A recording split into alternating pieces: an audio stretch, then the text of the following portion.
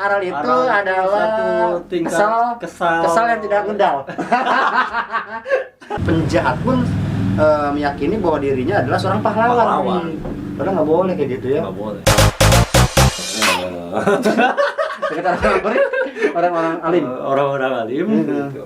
Betul. Itu berkumpul mendengarkan kajian, ngaji, tuh jauhi maksiat, Jauhi maksiat. dengan Allah, pokoknya jauhi perkara-perkara bid'ah. Seperti kita ini, jangan ditiru. Lalu kuatkanlah sunnah. Insya Allah. Wal jamaah insya Allah Itu itu insya Allah akan hilang dengan sendirinya. Karena kita akan fokus kepada menuju ibadah, menuju pada hakikat bahagia sesungguhnya. Nah, itu dia. Ini mudah-mudahan kan? Masih nomor 3 kan?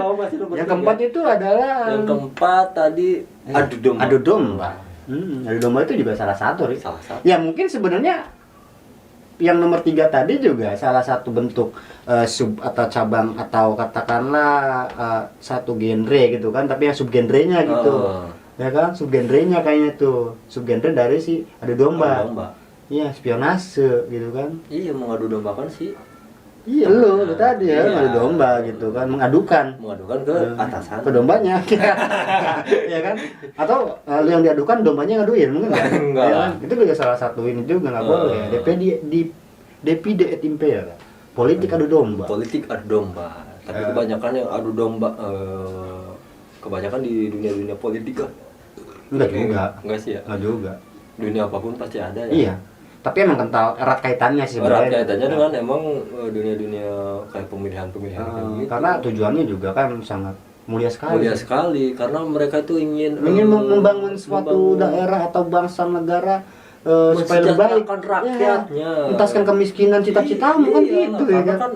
Demi itu pun mereka rela diadu domba kan demi niat mulianya orang ini, melihat warganya kan yang kurang mampu.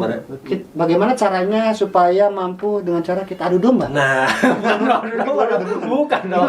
Mereka gimana menjadi kepala menjadi jembatan menjadi jembatan untuk mensejahterakan rakyatnya, menuntaskan kemiskinan. sejahtera. Di awal. Belum mungkin. Di awal. Di awal. Iya, mungkin kesananya melarat. Enggak melarat juga, cuma susah aja. Serba susah gitu. Serba susah ya. Karena istilahnya erat kaitan aja dengan money politik. Atau uang politik uang. Karena pokoknya kalau ngomongin politik kita nggak nyampe lah ya. Sungguh berdosa sebetulnya. Bukan ranah kita untuk apa sih? Mencoba membahas politik lah ya, karena 2024 sebentar lagi. Karena kita membahas politik ya. Iya, kita hanya cukup membahas. Tapi nanti kita bakal. Kita hanya membahas sekarang ini politik adu domba. Ini kita fokus ke adu dombanya. Iya, karena kita bukan meyakini atau kita klaim bahwa diri kita adalah orang yang paling mampu dan paling munafik ya. Ya enggak? Iyalah. Jadi sebenarnya kalau lo mau munafikin gue ya, hello. Gue lebih paham ya. Iyalah. Trik and triknya lo gimana? Iya, sebelum mereka mau munafikin kita udah tahu. Udah kecium sama gue gitu. Dengan indikasi-indikasi yang ada di depan muka kita ya. Iyalah. Karena kita juga begitu. Tapi yang bahaya itu penyakit hati itu dari di antara cowok, Ri. Cewek, Ri. Pasti sih. Cewek tuh. Cewek mah. Ya kan? Kerudungnya baju kayak gitu, kayak pantas aja. Cewek tuh ya. Tapi depan mukanya cantik banget. Cantik banget padahal gitu kan mukanya itu kejulidan ya. Juli itu juga salah satu penyakit hati kan. Itu juga subgenre juga dari bermuka. Banyak cabangnya sebenarnya kalau misalkan dibahas satu-satu. Banyak banget. 3 episode nggak bakal habis. Tapi benar sih kalau misalkan kebanyakan tuh di cewek. Cewek tuh sangat nyata sekali. Kalau misalkan cowok sih setahu gue ya real aja gitu lah. Suka ya suka, enggak ya enggak. Kalau cewek kan baru ketemu itu, padahal kan di belakang ngomonginnya kan. Belum lagi kalau ibu-ibu yang bertetangga nongkrong ngeliwet. Padahal itu ngomongin orang. Kurang-kurangin lah kayak gitu. Kurang-kurangin lah ya. Jadi buat para istri atau buat para cewek yang mau dikawinin jangan ngeliwet. Bukan jangan nongkrong. Jangan nongkrong. Tapi kan nongkrong ujung-ujungnya ngeliwat kalau sekarang. Ya janganlah, pokoknya jangan liwat lah. Jangan liwat lah, pokoknya jangan nongkrong. Bukan pemilihan lurah ya. Iya, kecuali pemilihan lurah. Ya, itu. Karena gini, kalau lu ngeliwat bukan dalam rangka pemilihan lurah, itu effortnya tinggi sekali, gede sekali. Harus patungan dulu ya. Beras, tomat dibeli. Iya. Kalau pemilihan lurah kan beras dikasih, mentah dikasih. Iya, Jadi kita tinggal nyamperin ke rumah calon. Assalamualaikum gitu kan. Tombol nomor 2. Iya, siap. Ayeuna ke Priyogian anak, ngaliwat. Beras doang ya kan. Setelah itu ke sono tombol nomor 3 ya. Lumayan kan. Jadi kalau misalkan 5 calon, satu calon 5 liter kali 5 berapa? Lu sekarung. Karung kecil. Iya. Iya, yang penting karung. Walaupun karung gede tapi nggak penuh kan sekarung. Iya, sekarung sih. Duitnya dapat. Jadi berasnya kita separuh kita jual, separuh lagi kita sedekahkan ke anak yatim. Iya. Jadi kita dapat pahala. Iya, pahala dapat, duit dapat gitu kan. Ngeliwat juga dapat. Enggak lah, kan habis. Sisain lah buat ngeliwat lah. Iya, 2 gelas paling buat sendiri mah. Iya. Bener nggak boleh kayak gitu. Walaupun pada akhirnya nanti pas pemilihan itu cuma juga salah satu yang munafik gitu. Mereka tuh datang ke calon satu minta dulu. Dia ngomongnya mau pilih gitu loh. Padahal enggak. Gitu. Tapi kita nggak tahu pilihan hati dia betul. Ini kita siapa gitu. sekalian aja sih ini Apa nih?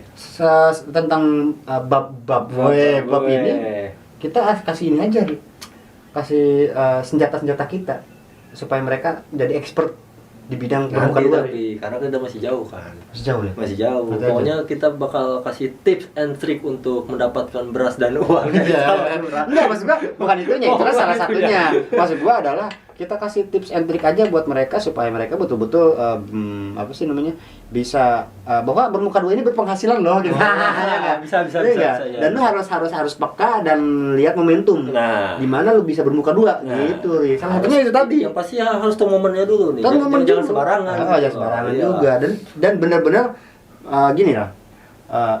Ketika ngomongin hobi, ya kan, lu udah bukan materi yang dicari, tapi kepuasan batin. Iyalah. Jadi gimana caranya sekarang kalau kata orang-orang entrepreneur itu awalnya kan saya dulu bisa mendapatkan penghasilan sebesar ini karena saya kerja dengan enjoy. Karena kerjaan saya ini yang menghasilkan ini awalnya dari hobi. Nah kita di bermuka lu juga bisa kayak gitu nih. Dengan hobi lu yang akhirnya sekarang lu coba fokusin untuk mencari uang nih. Iya kan? Dan mengenyangkan perut. Dan salah satunya apa tadi itu? Setiap pemilihan lurah, ya kan? Kita bisa minta beras ke tiap calon. Kenyang juga. Iya. Ya, yang penting bisa dimanfaatkan kan. Tapi yang penting adalah gimana caranya lu betul-betul harus bisa menjadi bunglon. Nah, ya kan? Itu tuh. Dia harus bisa banget berubah warna, berubah ekspresi, menyusun rencana, menyusun kata-kata supaya lu betul-betul bisa mengambil hatinya. Iya, pastilah. Dan ternyata sebenarnya untuk menjadi bermuka dua ini kemampuan paling dasar yang dibutuhkan adalah public speaking ya anjir. Iya kan? Public speaking. Semakin kita pintar berbicara, semakin orang percaya kalau misalkan kita itu betul-betul berada di pihaknya. Betul. Salah satunya itu salah satu ilmu mahal sebenarnya. Ilmu mahal itu sebenarnya. Bakal dapat di channel manapun. Iya. Karena kita selalu kita udah damai dengan diri kita sendiri ya. Iyalah. Bahwa kita memang orang-orang munafik deh gitu. Ya iya dong. Enggak apa-apa. Karena kan sebetulnya pada hakikatnya yang menilai itu adalah Tuhan, Dik. Bukan tugas kita ya kan, Dik. Bukan tugas kita untuk mengetahui kan. Ini apa sih? Oh iya.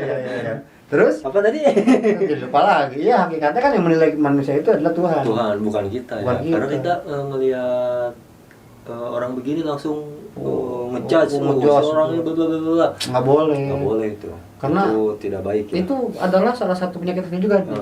Ada dalam sebuah quote atau lama di eranya Mahatma Gandhi waktu itu. Ada quote yang menyatakan begini. Apa sih namanya? Semut yang di ujung lautan jelas kelihatan dibanding gajah yang di depan mata. Gajah di depan mata jelas tidak terlihat kan? Keterlaluan. Keterlaluan. Gitu kan? Semut yang di seberang lautan jelas kelihatan. Gitu. Keterlaluan. Gitu. Itu eranya Mahatma Gandhi tuh. Satu era ya. Itu salah satu penyakit hati juga, bermuka dua juga kan gitu. Mencari keburukan orang lain juga. Itu lebih justru orang-orang sana tuh lebih gampang apa ya? Iya. Provokasi untuk begitu.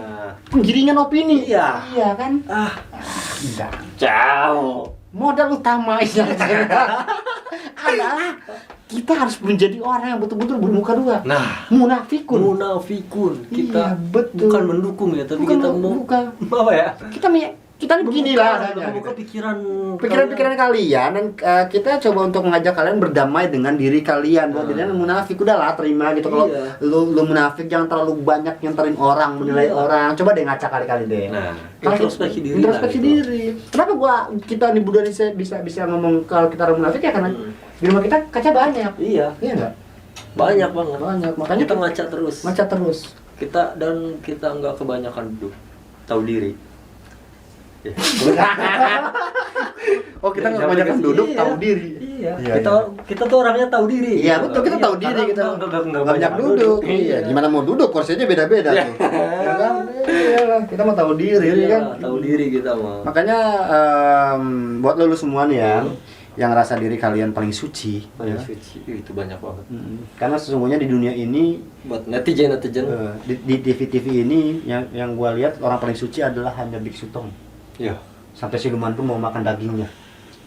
Biksu Tong itu keras sakti ya. Iya, kerasa. Keras Tong sakti. Samcong. Iya, Biksu Tong. Iya. Samcong itu yang paling suci. Siluman aja mau makan dagingnya. Itu. Karena katanya daging dan darahnya ini bisa memperpanjang umur dan awet Iya. muda. Bahkan sampai dijaga sampai siluman-siluman kera, siluman kerbau, siluman babi, sama Iya. Coba Dewa Kuan Yin. dia kirim di atas. Iya. Beda. Dewa Yang menjaga di bumi ya itu orang aja. Iya, keras sakti. Sun Gokong doang kan. Gokong. Iya, jadi makanya udah lalu jangan sok suci deh gitu. Karena gua juga nggak pernah ngerasain diri gua suci, Ri. Iyalah. Gua ini kotor, Ri. Penuh dosa. Dosa. Penuh dosa. Ketika lalu udah tau banyak dosa, ngapain ngejelasin hal-hal yang dosa-dosa? Iyalah. Ya kan? Kita ini seperti ini dalam rangka mengisi takdir, ya enggak? Mengisi takdir. Dari kita begini ya begini. Iya, gitu. mengisi takdir dan coba dalam rangka mempercepat kiamat, Ri. Ya. Ya kan? Karena contoh-contoh salah satu ciri-ciri kiamat adalah banyaknya orang munafik, Ri. Ya kan? Munafik pun, terus Kirun. LGBT keluar. Terus. Karena kita hidup ini di akhir zaman, Ri. Iya. Akhir zaman ini adalah namanya zaman akhir ya. Berarti segala bentuk kejelekan, baik penyakit hati apapun itu yang pernah ada di era-era sebelumnya, zaman-zaman sebelumnya, itu dirangkum di sini aja, dirangkum. Ya kan? Dikemas di sini. Dikemas di sini. Ada semua di sini. Ada semua. LGBT ada. Munafik banyak. Sampai nggak sadar tuh orang-orang ya. Iya, makanya. Berarti kita masih beruntung ya karena kita menyadari kemunafikan kita. Iya. Dulu zaman dulu kan mana ada kita ngelihat cewek sama cewek atau cowok sama cowok pacaran di tempat umum lah gitu. Kalau sekarang kan udah benar-benar kayaknya coba-coba membiasakan diri, iya, seolah-olah warga kita ini udah siap dengan mereka menerima. Iya, apa sih namanya disebutnya itu? Emansipasi, bukan ya? Bukan hak asasi. Hak asasi, iya. Seolah-olah mengatasnamakan hak asasi gitu kan. Padahal kan itu sangat dibenci ya kan. Dibenci oleh Maksud gua gini, ketika lu LGBT gitu kan, jangan deh, lu munafik aja gitu. Iya. Ya kan? Jangan sampai LGBT deh gitu. Jangan. Soalnya kalau LGBT lagi zamannya Nabi siapa? Nabi Lut aja kan dibalikin. Nanti ketika dibalikin bukan lu doang yang kebalik, gua juga kebalik kan. Lu goblok, mati aja sendiri gitu kan. Atau lu setelah LGBT lu putus, daripada lu bunuh diri, lu mendingan membalikkan tanah sendiri aja gitu. Kan dari selimut. Gitu kan. Enggak usah bawa kita ya kan? Iya, atau minum racun kayak gitu kan. Jangan tanggung, sakit hati tuh ya sakit banget lah harusnya. Iya, dia yang tobat. Iya. Tetap aja kita yang dibalik. Kebaliknya kita semuanya dampaknya. Coba nggak boleh kayak begitu. Boleh ya. Bahaya banget sih. Kadang-kadang Kadang-kadang kita suka sedih lah ya melihat orang zaman sekarang, orang-orangnya sekarang ya. Banyak keluar dari norma agama. Nah, itu nggak boleh tuh. Nggak boleh ya. Kalau apalagi kita benar-benar apa ya? Jauh dari ketahuan banget kalau misalnya kita tuh jauh dari agama. Iya. Maka dari itu kita di awal udah bilang wanti-wanti. Wanti-wanti. Cara mengobatinya adalah sebetulnya balik lagi bahwa pada agama dan Tuhan. Diri kita sendiri yang bisa mengobati penyakit hati dan iri dengki segala dengki dan segala macam. Jadi kayaknya dengan hal-hal yang kita mengingatkan pada agama, kita sudahi saja episode hari ini. Saja Bahwa ingat, dekati agama, dekati agama. Iya, benar. Maka kau akan dekat dengan Tuhan. Iya. Iya kan? Perbanyak sholat, perbanyak ibadah, perbanyak ngaji. Iya. Jauhi larangan Allah Subhanahu wa taala. Iya, betul. Anjay. Betul. Nah, makanya gimana caranya kita kalaupun nggak bisa terlalu dekat dengan agama atau lu mau bertopeng topeng lah ya kan dengan cara agama, minimal bermunafik lah. Nah, dengan munafik yang syariah. Nah, nggak ada lah. Nggak ada ya? Munafik nggak ada. Nggak ada yang syariah ya. Bagus lah pokoknya. Nggak ada syariah. Segitu aja lah ya dari kita. Ari Wijaya undur pamit. Dimas Sendawa juga udah mau pulang dan undur pamit. Ya, jangan lupa subscribe, like and comment, share. Spotify juga dengerin. Spotify juga dengerin. Pokoknya di Instagramnya di Instagram di ini juga follow. Di follow @kempotofficial dan channel YouTube-nya Kompleng Podcast dan Spotify-nya sama Kompleng Podcast. Oke. Segitu aja. Assalamualaikum warahmatullahi wabarakatuh.